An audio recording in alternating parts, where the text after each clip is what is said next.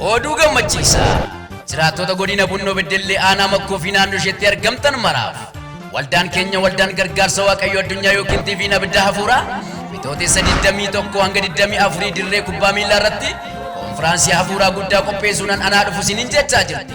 Tajaajiltoonni guyyichaas abbaa mul'ataa fi hundeessaa waldicha kan ta'an Raajii Dassaalany Baayyoo. Ati mucaa ifaati ifa sirratti dabaleera. Faarfataa Roobaa Hamaan.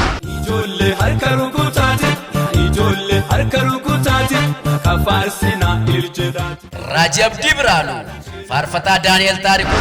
Kanatti afuu kannadi seenemne, kanatti afuu kannadi seenemne. Namoonni Waaqayyo bara kana keessa dibee kaafate hedduun waan argamaniif hirmaattuu dhangaa kana akka taatan kabajaan affeeramtaniittu. Akkasuma saganticha irratti wangeelli mootummaa Waaqayyoo humnaan ni lallabama, ni waaqeffatama, dhukkubsatootaaf ni kadhatama. Waggaa tokkoof yookiin ji'a 12 Funjarii irraa namaan kaane amma ofii isaa deebi'ee teessuma isaatti deebi'ee taa'aa jira. Jina hafuura hamaa ni diigama, dinqii fulfinni harka Waaqayyoo ni mul'ata.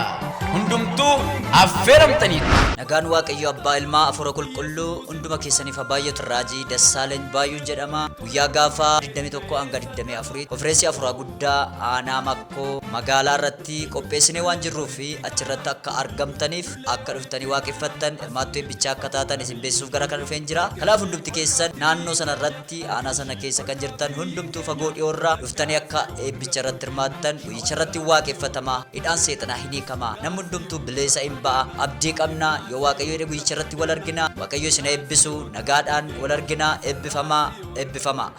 Waldaa gargaarsa Waaqayyoo addunyaa yookiin TV abidda hafuuraa.